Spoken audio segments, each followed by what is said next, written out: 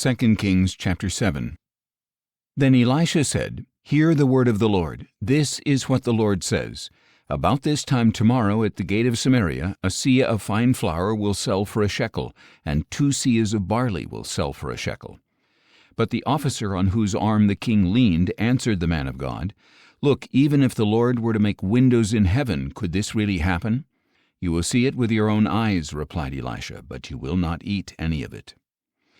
Now there were 4 men with leprosy at the entrance of the city gate, and they said to one another, "Why just sit here until we die? If we say, 'Let us go into the city,' we will die there from the famine in the city, but if we sit here, we will also die. So come now, let us go over to the camp of the Arameans. If they let us live, we will live. If they kill us, we will die." So they arose at twilight and went to the camp of the Arameans. But when they came to the outskirts of the camp, there was not a man to be found.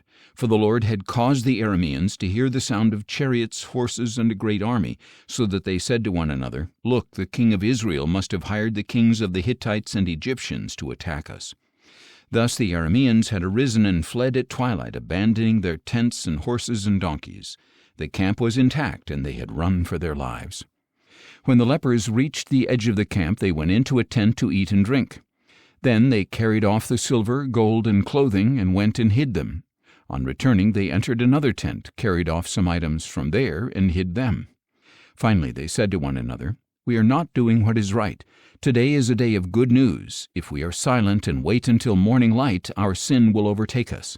Now therefore let us go and tell the king's household." So they went and called out to the gatekeepers of the city, saying, "We went to the Aramean camp, and no one was there, not a trace, only tethered horses and donkeys, and the tents were intact." The gatekeepers shouted the news, and it was reported to the king's household. So the king got up in the night and said to his servants, "Let me tell you what the Arameans have done to us. They know we are starving, so they have left the camp to hide in the field, thinking, 'When they come out of the city, we will take them alive and enter the city.'"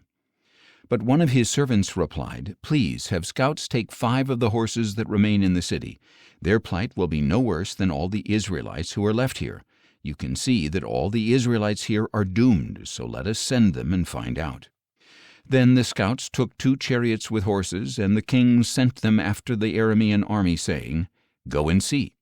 And they tracked them as far as the Jordan, and indeed the whole way was littered with the clothing and equipment the Arameans had thrown off in haste.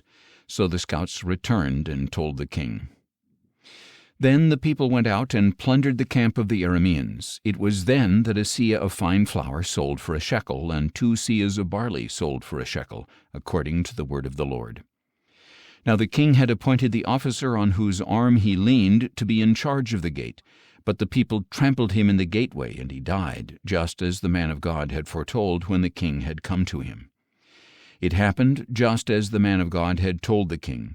About this time tomorrow at the gate of Samaria 2 seahs of barley will sell for a shekel, and a seah of fine flour will sell for a shekel.